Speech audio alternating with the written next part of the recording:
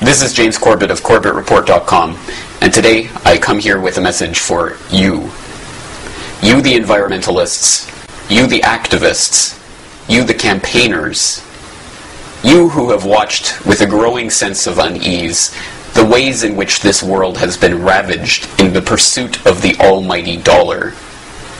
You who have watched with growing concern the ways that we treat the planet that we are leaving behind for our children, for our grandchildren, and for those generations not yet born.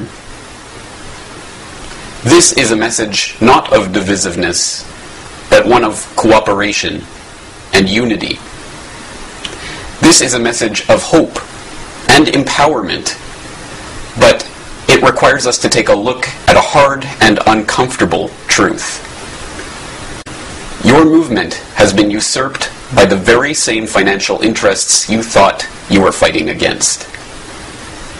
You have suspected as much for years.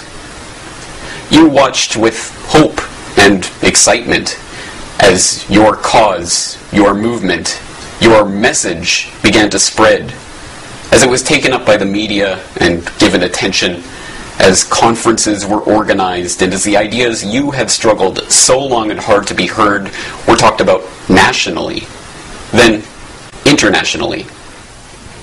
You watched with growing unease as the message was simplified. First it became a slogan, then it became a brand. Soon it was nothing more than a label, and it became attached to products. The ideas you had once fought for were now being sold back to you for profit.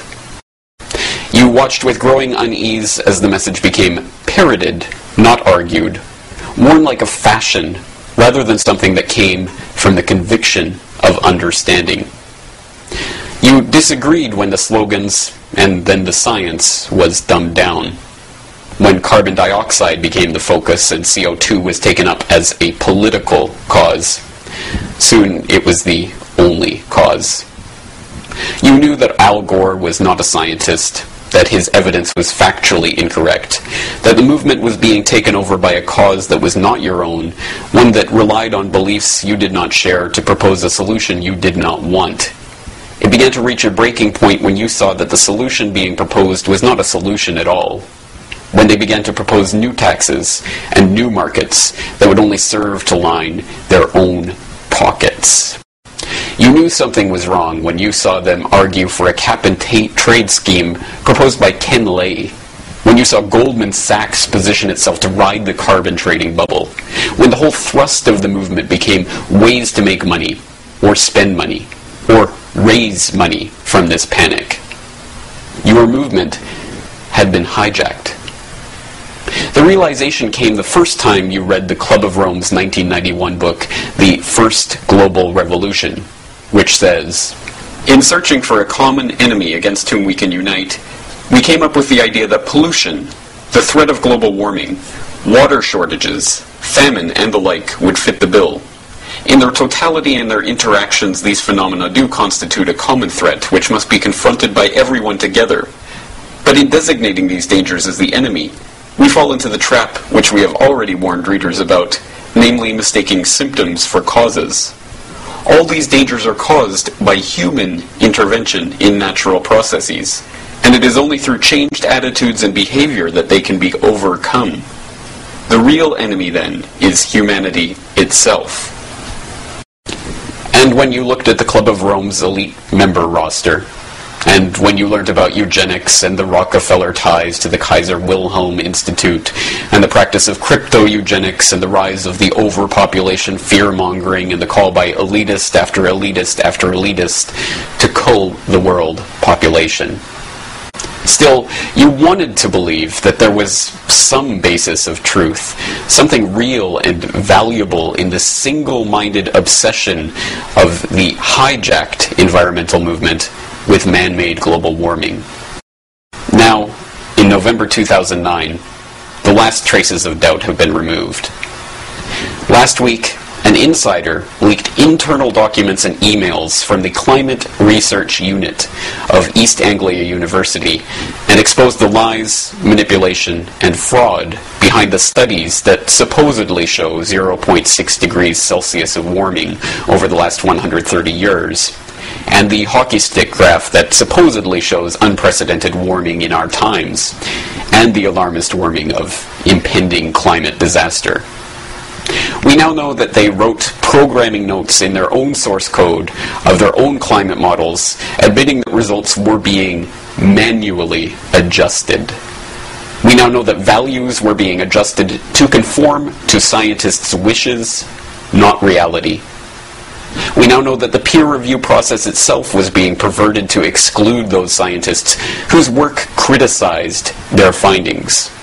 We now know that these scientists expressed doubts to each other about the reliability of the science that they publicly claimed to be settled.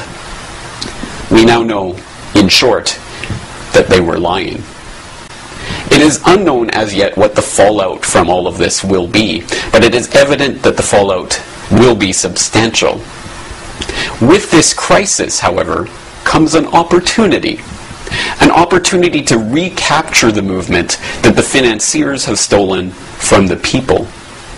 Together, we can demand a full and independent investigation into all of the researchers whose work was implicated in the Climate Research Unit affair. We can demand a full re-evaluation of all those studies whose conclusions have been thrown into question by these revelations, and all of the public policy that has been based on those studies.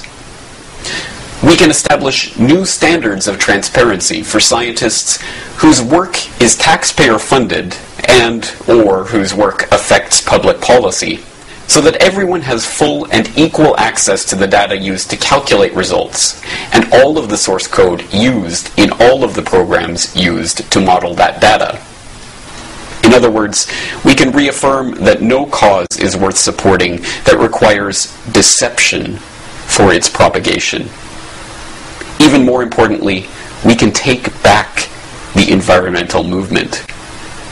We can begin to concentrate on the serious questions that need to be asked about the genetic engineering technology whereby hybrid organisms and new, never-before-seen proteins are being released into the biosphere in a giant, uncontrolled experiment that threatens the very genome of life on this planet. We can look into the environmental causes of the explosion in cancer and the staggering drops in fertility over the last 50 years, including the BPA in our plastics and the anti-androgens in the water. We can look into the regulatory agencies that are controlled by the very corporations they are supposedly watching over. We can begin focusing on depleted uranium and the dumping of toxic waste into the rivers, and all of the issues that we once knew were part of the mandate of the real environmental movement.